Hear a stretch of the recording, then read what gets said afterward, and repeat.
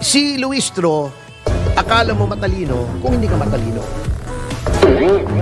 Pero kung matalino ka, alam mo, hindi siya matalino. Yun, ganun lang yun. Oh, sabi pa niya, of course, as a lawyer, you know the elements of an extrajudicial confession. Mr. President, you are surrounded by, I believe, 4 lawyers. Hindi ko na kailangan, ma'am. Because you are a lawyer yourself. I can take of myself. I can take care of myself. And of course, you understand the elements of an extrajudicial confession. Yes. You confirm that you are of sound mind. And not only that, body Yes. as well. You confirm that your statement is voluntary. Yes. Oo si Pangulong Duterte. Sabi niya, huli ka. And of course, you confirm that you understand the consequences of your extrajudicial confession. It is not a confession. You are characterizing the word. Mali, ma'am. The only one, Do not characterize that as a wrong. Mr. President, Policy yan. Siya, ewan ko nag-practice si Luistro. Kasi, may nakalimutan si Congresswoman Luistro. Ang extrajudicial confession is made within the context of a custodial investigation. Hindi naman alam ko hindi naman ito korte. So, I understand, Mr. President. That's why we call it extrajudicial confession. It is not a confession. It is the statement coming from the mouth of a mayor or a president at that time. Ito ang lacking doon sa sinasabi nilang extrajudicial confession daw ni Pangulong Duterte. Specificity. Ano yung specificity? Sinong pinatay niya? Sinabi ba niya? Wala. Paano kayo extrajudicial confession? Alert! Diba? Tungkol doon sa Quadcom.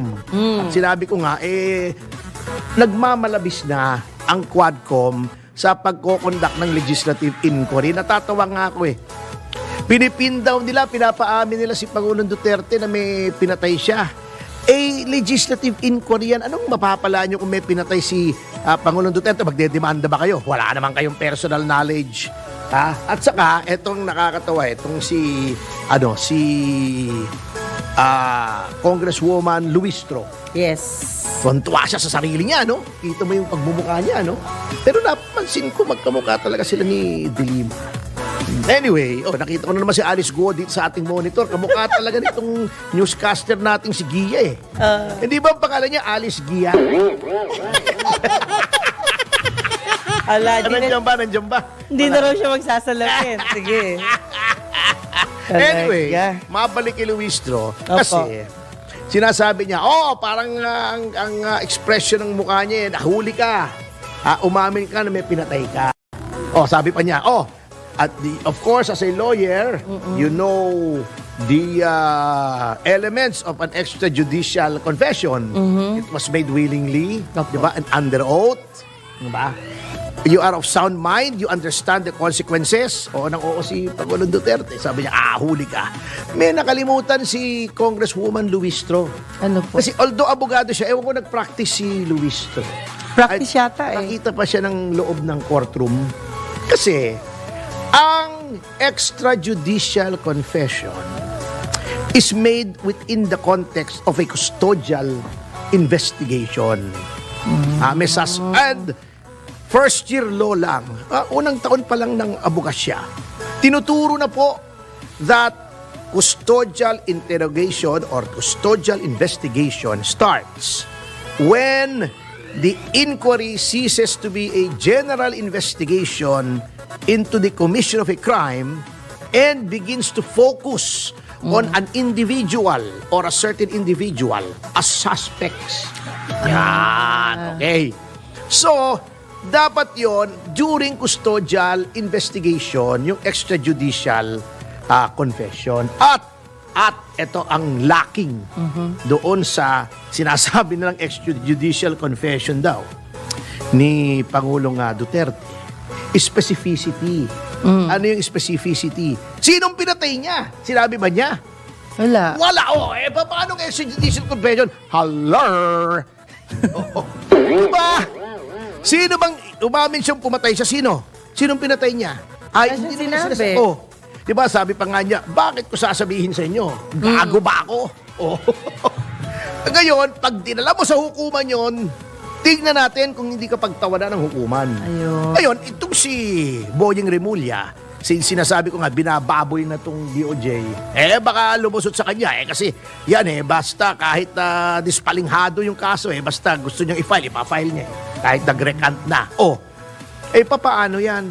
Baka sasabihin ng mga iba, naku, sigurado kulong na si Pangulong Duterte, may nagtuturo na sa kanya, umami na siya. Alam nyo, dalhin nyo muna sa korte. Kasi sa korte, ayan ay hindi pa po ebidensya. Hindi mo pwedeng i-convict ang tao sa extrajudicial confession. Pumatay ako. Convicted ka, kulong ka. Hindi pwede. Hihiringin pa sa korte. May ganun. Ipoproduce mo pa as evidence yung extrajudicial confession. Paano? Kapag sinabi, katulad ng mga witnesses ni Teves, pinilit lang po kami para sabihin yan. Kung sabihin nyo ni Garma, di ba? Papaanong gagawin mo ngayon? Opo. Hindi ka pa rin mako-convict. Si Delima nga, di ba, ang yabang-yabang niya, the witnesses recanted.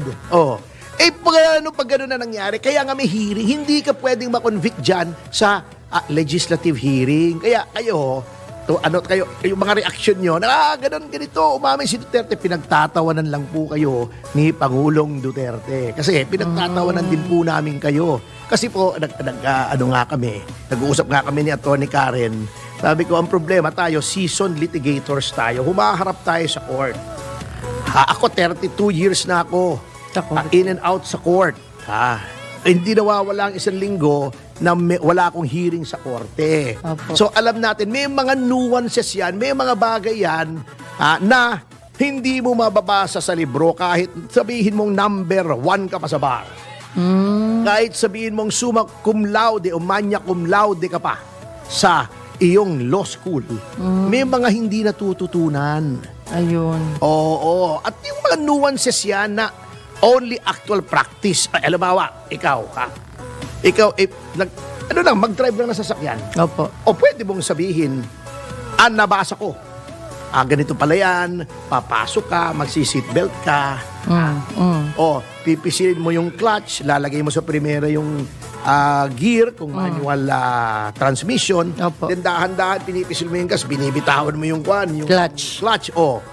Pero, gawin mo. Yun. Hindi mo agad magagawa. Hindi Kahit salita lang. video game ka pa ng driving, simulation, iba yung Actual. Yun ang hindi nila alam. So, iba pala ang practicing lawyer sa lawyer lang. Kasi kaya nga practicing lawyer kami. Kasi, Opo. di ba may kasabihan, practice makes perfect. Yes. We are not perfect, so we have to practice. Yes. Practice lang. Ayan. Well, naniniwala po ako dyan, attorney, kasi what if, sorry po, Justice Remulla, kung hindi po kayo susunod sa inyong batas dyan sa inyong kinauupuan, what will happen? Wala. Department of Justice nga Ayun. Kung walang justice, saan ka pupunta? In the first instance. Kaya nga sabi ko, alam nyo, ayang si Luistro, ibang creature yan Kung si Luistro, akala mo matalino kung hindi ka matalino. Pero kung matalino ka, alam mong hindi siya matalino.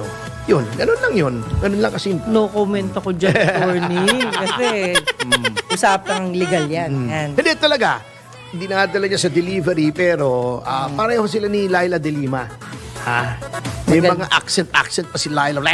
Parang parang may pa. May parang kumakantang hindi po maintindihan na. American diction may yun. diction pa. Pero pag inanalyze mo yung sinasabi, walang substance. Ay, ganun po ba? Aha.